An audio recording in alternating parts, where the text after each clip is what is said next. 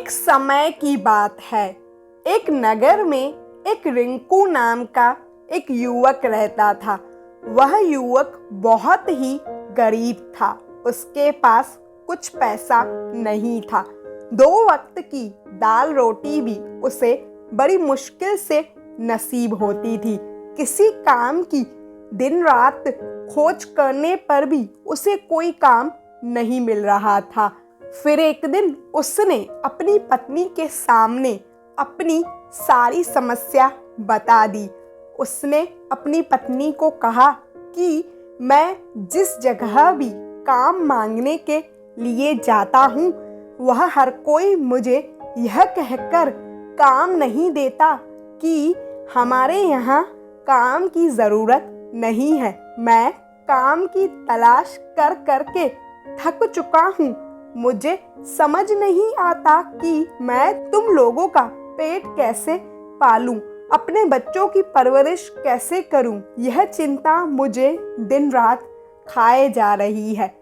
यह सुनकर उसकी पत्नी ने कुछ सोच कर के कहा कि तुम एक आदमी के पास एक बार ही काम मांगने के लिए जाते हो और वह जब तुम्हें काम नहीं देता तो तुम दोबारा उसके पास जाते तक नहीं हो।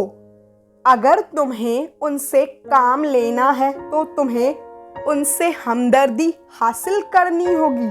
तुम्हें अपनी गरीबी दिखानी होगी, तभी वह लोग तुम्हारी मजबूरी समझकर तुम्हें काम पर रख लेंगे। इसीलिए शर्म मत करो। तुम उन्हें अपनी मजबूरी बताओ, अपनी गरीबी बताओ और इस उपाय से तुम काम पा सकते हो।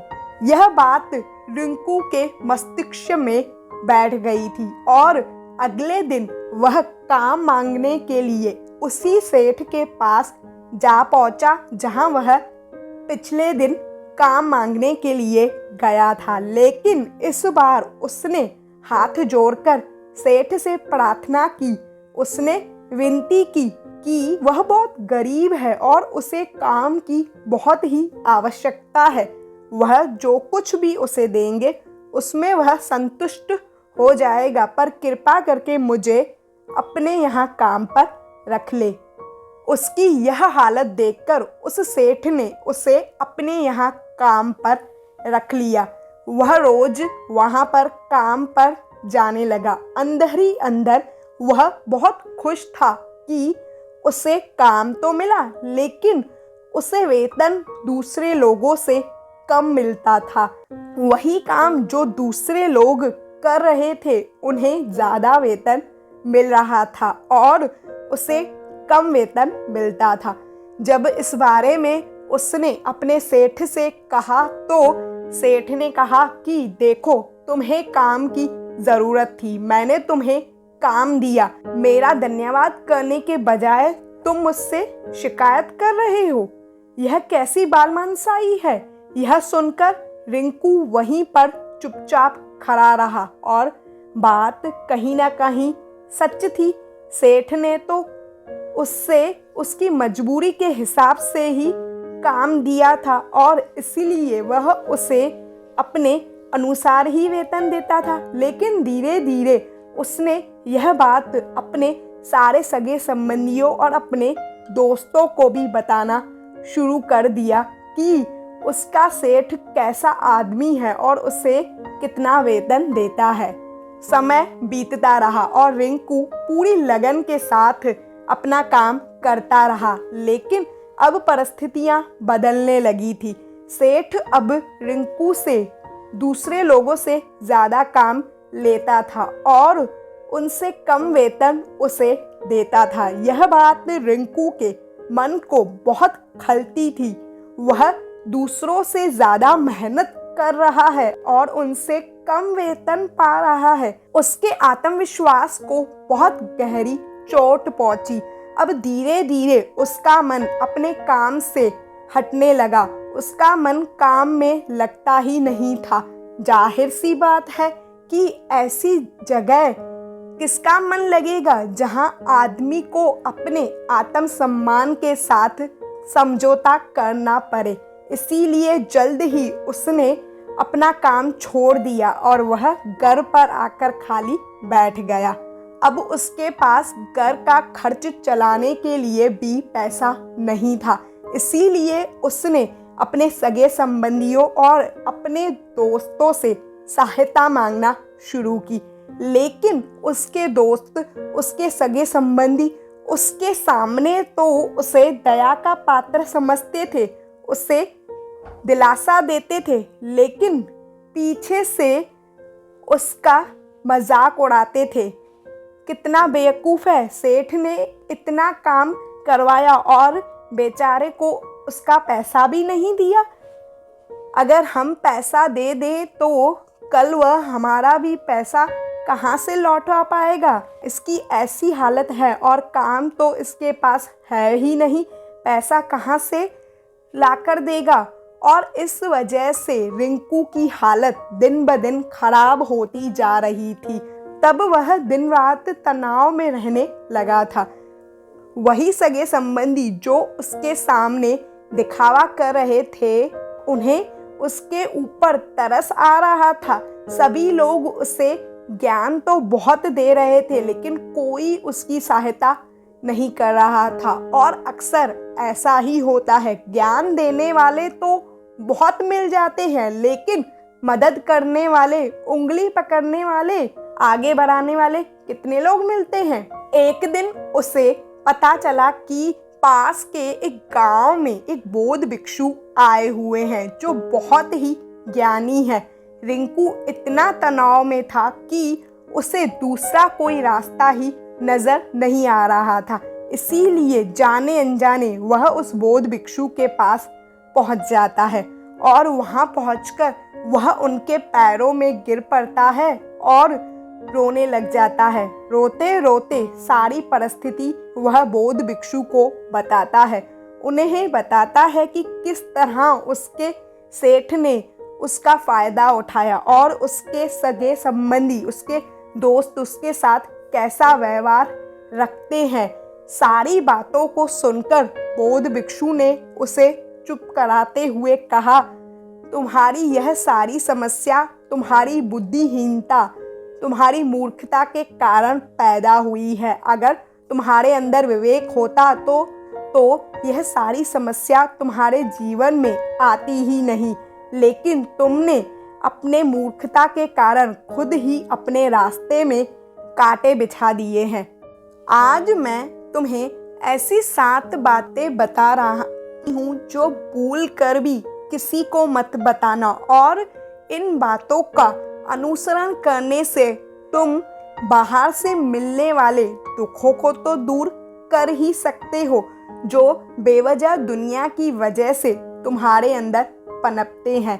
पहली बात जो किसी को नहीं बतानी चाहिए वह अपनी मजबूरी का दिखावा करके दूसरों का दया पात्र बनकर उनकी सहायता लेने की गलती कभी मत करना।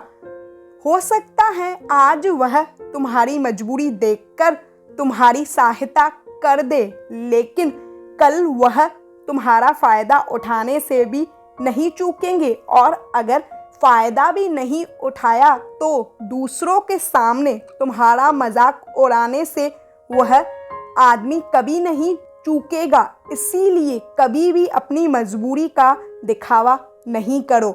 अगर घर में सूखी रोटी है तो वही खाकर सो जाओ, लेकिन दूसरों को इसके बारे में भनक तक नहीं लगनी चाहिए। जरा आप खुद सोचो, मजबूरी बताने का क्या प्रयोजन होता है एक इंसान का? या तो वह दूसरों से सहानुभूति हासिल करना चाहता है, या तो वह उनसे कोई आर्थिक मदद लेना चाहता है। लेकिन आप दोनों ही परिस्थितियां देखें तो दूसरा आदमी आपका फायदा उठाने से कभी नहीं चूकेगा, और अगर वह फायदा नहीं भी उठाएगा तो अपनी नज़र में तो वह आपको मूर्ख ही समझेगा, बेवकूफ़ ही समझेगा, और दूसरों के सामने आपका मजाक तो ज़रूर बनाएगा। इसीलिए अपनी मजबूरी के बारे में कभी किसी को मत बताना। दूसरी बात जो किसी को भी नहीं बतानी चाहिए वह है अपने अतीत की गलतियां और भविष्य की रणनीतियां। जरा सोचो, अगर हम अपने अतीत की गलतियां किसी दूसरे को बताते हैं तो इसका क्या प्रभाव होगा। वह गलतियां ठीक तो नहीं हो जाएंगी। जाहिर है, तो उन्हें बताने का क्या प्रयोजन रह जाता है। आप अपने अंधेरे पक्ष को खुद ही दुनिया के सामने बता रहे हैं, खुद अपनी गलतियां दूसरों के सामने बता रहे हैं। इससे उस आदमी के नज़र में आपका एक चरित्र गठित हो जाएगा और वह भविष्य में हमेशा आपको उसी नज़रिए से देखेगा। इसलिए किसी भी आदमी के नज़र में अपना चरित्र गठित मत होने दो। जरा सोचो कि आप व्यर्थ में ही अपने भविष्य की रणनीतियाँ दूसरों के सामने बता रहे हैं। जो लोग आपके काम का हिस्सा ही नहीं हैं, उनके सामने अपने भविष्य की रणनीतियाँ बताने का क्या फ़ायदा है। वे लोग आपकी सहायता तो नहीं करेंगे, लेकिन आपके भविष्य की रणनीतियों में बाधा ज़रूर बन जाएंगे। आप खुद अपने विवेक का इस्तेमाल करिए और सोचिए, क्या आपके साथ भी ऐसा कुछ हुआ है। आपने कभी भविष्य की रणनीति किसी को बताई हो और वह कामयाब ही ना हुई हो। ज़रूर हुआ होगा, ज़रा गौर से सोचिए। तीसरी बात जो कभी किसी को नहीं बतानी चाहिए वह है अपने घर की बातें। जो भी हमारे घर के अंदर बातचीत होती है, हमारे माता पिता के साथ, हमारे पत्नी के साथ, हमारे बच्चों के साथ, वह बातें परिवार तक ही सीमित रखनी चाहिए। अगर आप इन बातों का दूसरों के सामने ढिंढोरा पीटते हो तो दूसरों को आपके घर के अंदर घुसने का मौका मिल जाता है और वह लोग इस बात का फ़ायदा उठाने से नहीं चूकेंगे। वह लोग आपके परिवार को आपसे दूर करने की कोशिश करेंगे। अक्सर ऐसा होता है, हम समाज में देखते हैं कि हम अपने घर के झगड़ों को कम करने के लिए उन झगड़ों के बारे में अपने पड़ोसियों और दूसरे सगे संबंधियों से बात करते हैं, लेकिन इनसे आपको सहायता कभी नहीं मिलेगी, बल्कि आपके घर की लड़ाई झगड़े और बढ़ जाएंगे और वह जाहिर है वह बढ़ाएंगे। अगर आप अपने माँ बाप की बात दूसरों को बताएंगे तो आपके माँ बाप को बुरा लगेगा कि हमसे बिना पूछे वह हमारी बातें दूसरे लोगों को बता रहा है। इसीलिए अपने घर की बातें और अपने घर के लड़ाई झगड़े किसी को मत बताना। अगली बात जो मैं बताने वाली हूँ, जो किसी को नहीं बतानी चाहिए, वह सुनने पर आपको अजीब लग सकता है, लेकिन उसका सत्य भी एक तर्क के माध्यम से मैं आपको बताऊंगी। अपनी आमदनी कभी किसी को मत बताना। किसी भी आदमी का अपनी आमदनी बताने के पीछे क्या प्रयोजन हो सकता है। जरा सोचिए, आप अपनी आमदनी अपने दोस्तों को बता देते हैं। जब आपके दोस्तों को पैसों की ज़रूरत पड़ेगी तो वह सिर्फ आपके ही पास आएंगे, क्योंकि उन्हें पता है कि अगर आपकी आमदनी ज़्यादा अच्छी है तो आप ही उनकी मदद कर सकते हैं और इसीलिए ज़्यादा लोग आपसे सहायता मांगने आएंगे। और अगर आप उनकी सहायता नहीं करेंगे तो वे लोग सोचेंगे, इस आदमी के पास पैसे तो हैं, यह मेरी सहायता कर सकता है, लेकिन यह मेरी सहायता कर नहीं रहा है। और इसीलिए आप दोनों दोस्तों के बीच आपकी आमदनी झगड़े का कारण बन सकती है। कम आमदनी होगी तो लोग मजाक उड़ाएंगे और ज़्यादा आमदनी होगी तो लोग सहायता मांगेंगे। तो अपनी आमदनी बताने का कोई प्रयोजन नहीं है। अगली बात जो मैं आपको बताने वाली हूँ उसे गांठ बांध लेना और किसी को मत बताना। अपनी कमज़ोरी और अपनी ताकत, अक्सर इंसान को पता ही नहीं होता कि उसकी कमज़ोरी और उसकी ताकत क्या है, लेकिन अगर आपको अपनी कमज़ोरियाँ और अपनी ताकत पता है पहली बात तो आप बहुत ही ज़्यादा बुद्धिमान व्यक्ति हैं, और दूसरी बात, आपको किसी से यह बात साझा नहीं करनी है, क्योंकि अगर आपकी कमज़ोरियाँ दूसरों को पता चल गई तो वह उन कमज़ोरियों का फ़ायदा उठा लेंगे। अगर उन्हें आपकी ताकत पता चल गई, वह ताकत आपकी कमज़ोरी बन जाएगी, क्योंकि वह ताकत दूसरे आदमी को पता है। वह ताकत की काट भी ढूंढ ही लेगा। अपनी कमज़ोरी और अपनी ताकत इसीलिए कभी किसी को नहीं बतानी चाहिए। अगली बात जो आपको किसी को नहीं बतानी है वह है अपने मित्र और अपने शत्रु। आप अपने मित्रों के बारे में दूसरे लोगों को बताएंगे तो वह आपके मित्रों के साथ अपनी घनिष्ठता बनाकर आपको धोखा दिलवा सकते हैं। आपके गहरे मित्र को आपसे दूर करने का प्रयोजन कर सकते हैं।